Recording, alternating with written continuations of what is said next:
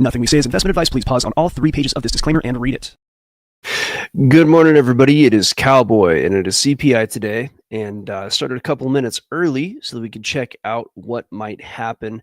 I had a great little trade here overnight on USD JPY, and I closed it out just a little bit early because the way that these trades work is tricky when the CPI comes up, right? So here's the trade on USD JPY. I think I took it out at about 1.6 to 1. And, being that we have 3 minutes until CPI, here's the risk. The risk is that these announcements from the economic data, CPI, PPI, all that stuff, that's kind of like carte blanche for the large institutions to just mess with price and take people out of their trades. So let's say I had stayed long. Well, at that point, my stop was at entry. I was already nicely in a profit. And what they might do is go like this, take price all the way down, knock me out, and then go up, right? That's how this goes. Holding a good trade during a news event is a gamble, and it is nothing more than a gamble. So I took the trade off right about where it is right now. Nice 1.6, almost 1.7 to 1 profit. I'm good with that. I'm going to leave this here.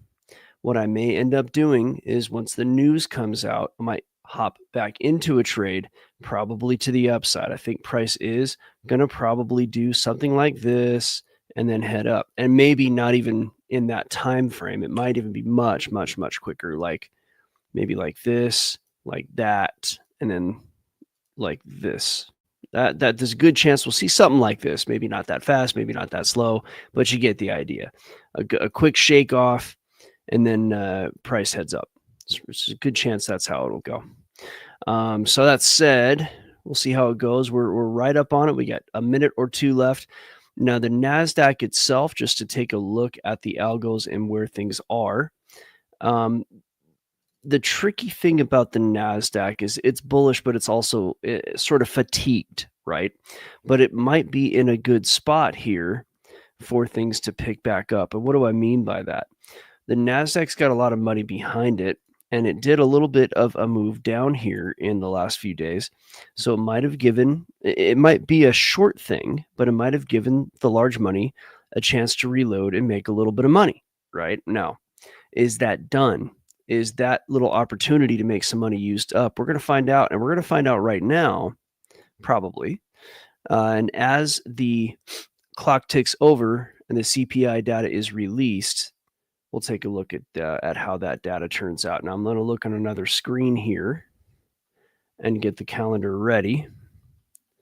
So we're looking at the 5-minute chart here for the NASDAQ. Now it's probably going to be a bit more dramatic on the forex charts, whatever happens. So we'll kind of flip back and forth, but at least I've got some data up on the other screen. Okay, here we go. It's going to happen now.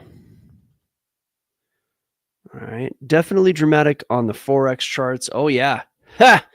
Well, not much happening on NASDAQ, but look at what happened on USD JPY. Wow, so it actually happened with the original explanation. Let me undo everything and go back. No, it's not going to let me.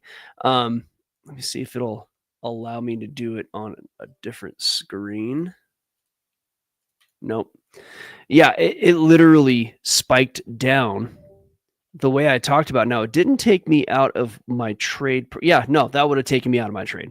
I had my stop at entry, right? So my stop was like probably somewhere about here, right? I could tell you exactly where it was. Let me take a look at another page here. So my stop was at 147.996, right? So my stop was like right about here ish, pretty much where I pointed. That's where my stop was. So I had a great trade. I was nicely into profit, and my stop loss was at entry, so I wouldn't have lost any money, but I had a great trade going.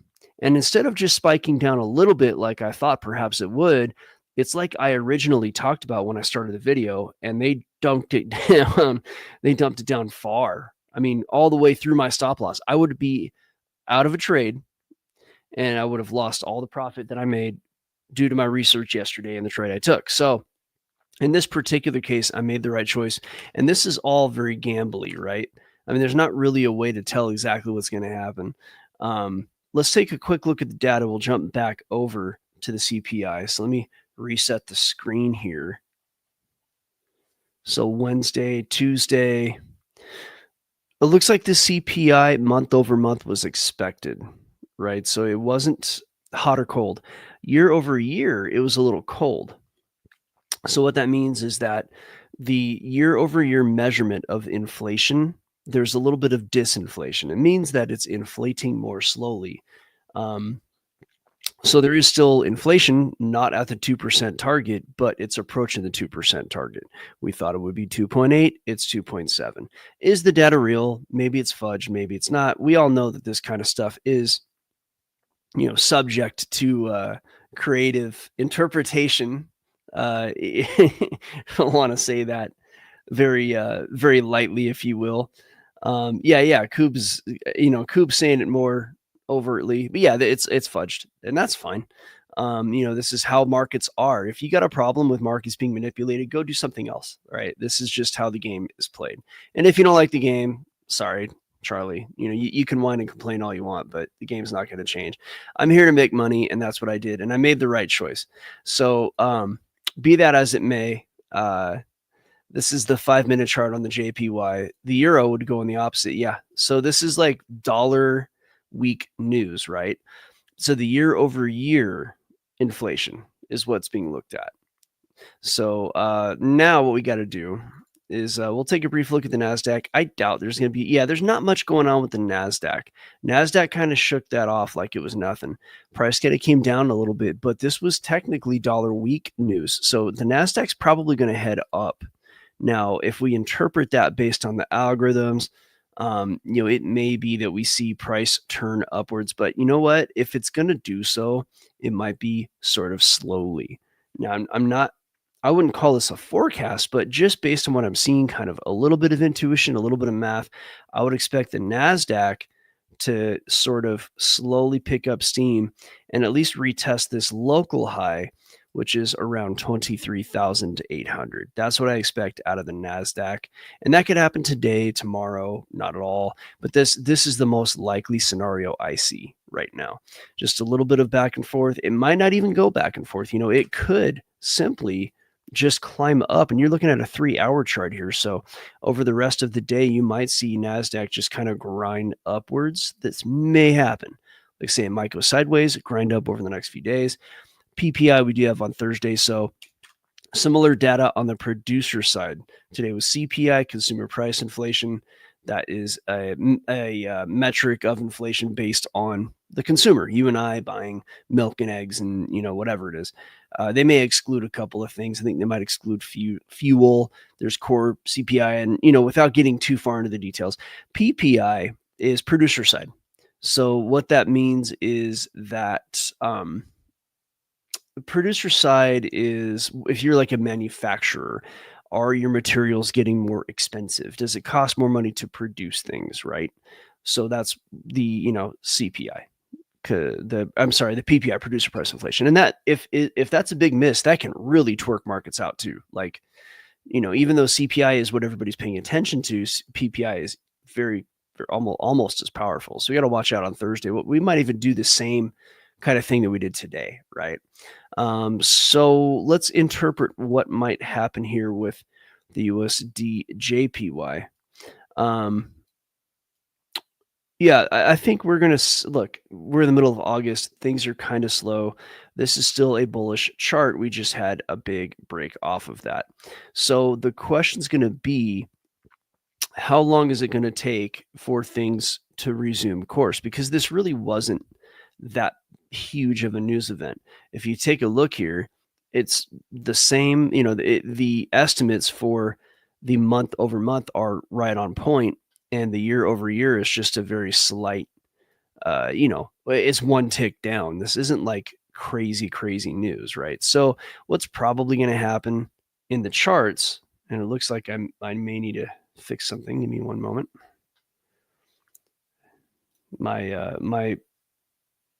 My screen capture's been funky lately. I got to keep an eye on it.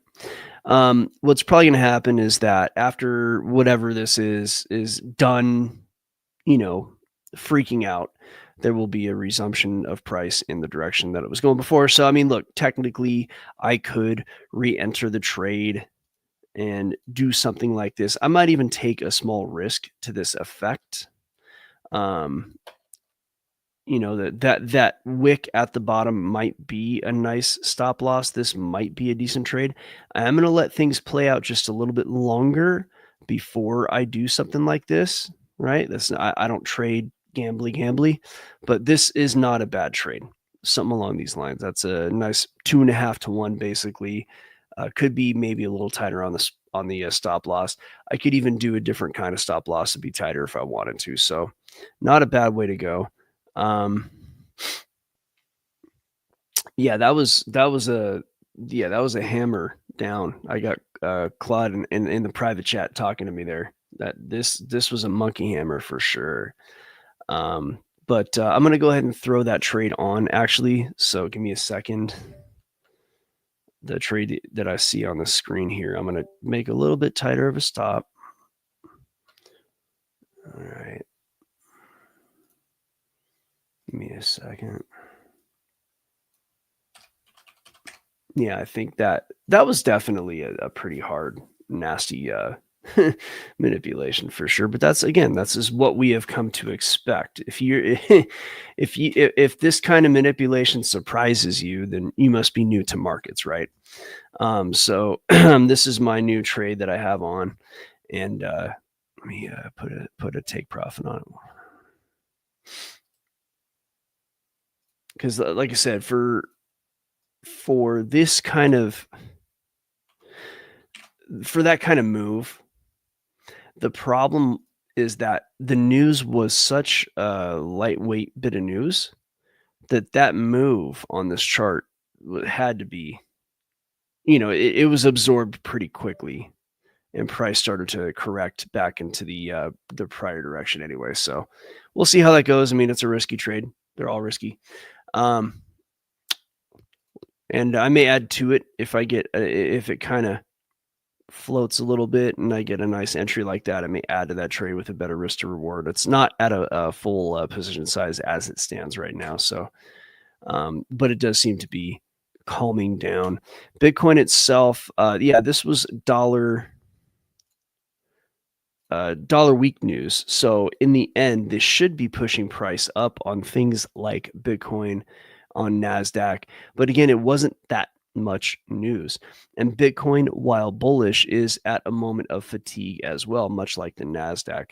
So we do, and you know what? This algo wise looks like the NASDAQ. And this is not too different to what I said on the weekly forecast that I put out yesterday. What is very likely here is something along these lines. And this actually might have been my original look, but something like that's kind of likely right now. Now, it might take longer, it might dip deeper, don't get me wrong. It might look like this. But this is likely. This is very possible with Bitcoin.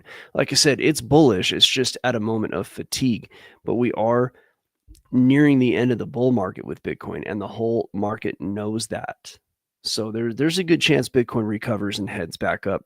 Now, the all-time high on Bitcoin was 123, 300 basically, and it was at 122, 300. That's where it spiked up to on Monday, very early in the morning, and then it rejected back down pretty hard. What probably happened is the whole market thought that Bitcoin was going to explode, so they all went long, and you had a bunch of liquidity down here from the Moon Boys. So let's go ahead and take a look at that liquidity, and then we'll go ahead and move over to the private live lab. I'm using the Kingfisher here, which is a great website. There is a link to the Kingfisher in my in the description to this video. So let's go ahead and, sorry about the screen here. This has been acting a little funky lately. Let's go ahead and remove this. Okay. Just trying to expand this here. Here we are. Nope, not that. Gosh darn it. What the heck happened? Remove. Okay. The Kingfisher went ape on me, man. They redid something to their site, and now I can't do what I used to do. I mean, I can do it, but it's not as clean. Yeah, well, you're not gonna be able to see it, but I can tell you. So a lot of liquidity. It's right behind my head here. Sorry for the fact that it isn't that visible or easily seen. There's a fair amount of liquidity sitting at about 116.9. It's basically 117. There's a fair amount. And then there's like liquidity around price. So it could dip down to 117. So let's go back to the chart here. And 117 is right down here. So there is that chance that price kind of dips down to this level, right where I drew it, basically, a little bit lower, to be honest. The liquidity is down at 116.9. And then the rest of liquidity is really focused around price. So there's not a lot of data that's telling us where price could go. I mean, there is liquidity up to like 126.80, 121. So there is that. So like 119.8 to 127. So let's put it on the chart. Yeah, most of liquidity is right around price. So it's kind of like here and like around there. So there's nothing really saying way down here or way up there where there's liquidity. So my thesis remains the same. And it might even just pop up here. It's possible, given August, given what the charts say, nothing would surprise me, but I would expect more sideways grind and then up. That's what I would expect. But what we have to remember is that CPI is now out. The data is out, and it was more or less of a nothing burger. And so money is coming back into the market now, right? That's the way to kind of look at that. Like a lot of money was sitting on the sidelines. What's CPI going to be? Okay, CPI is out. Let's get back in the market. And then that's probably going to push things up over time. So we'll see how that goes. JPY trade not going so well. Unfortunately, it looks like they're going to go ahead and crush that down a bit. Oh, well, that sucks, but it is what it is. So that trade is looking like it might actually lose. That's right. It's news gambling. That's what happens when you trade news. We'll see about it, though. Might be okay. If not, I'll just grab money later. But it's being crushed, unfortunately, on very little news. This is a little suspicious, but it is what it is. So what are you going to do? All right, everybody, going to head over to the private live lab. Thanks for watching. Go get your free algo links in the description. You get to see how I build the algo. If you know what you're doing, you can actually optimize that and maybe even use it. But it's more meant for you to understand how they're built. Also, we'll put you on a list when and let you know when a workshop's coming. I'm going to do a free workshop, and my workshops will always be free for people in Algo Factory, but eventually the next workshop after this will be something you have to pay for, except unless you're an Algo Factory member, then they will be always free. We hope to see you there, and come to algofactory.tech. We will show you how to trade like a hedge fund pro. And we'll see you tomorrow. We'll be here bright and early, 8:30 a.m. EST. And then on Thursday, I might start a little bit early, just like we did today, so we could see what happens as the PPI data hits the market. So thanks for watching. Catch you on the flip side. And as our old joke, and it's only a joke, says, join us or die. all right, thanks for watching.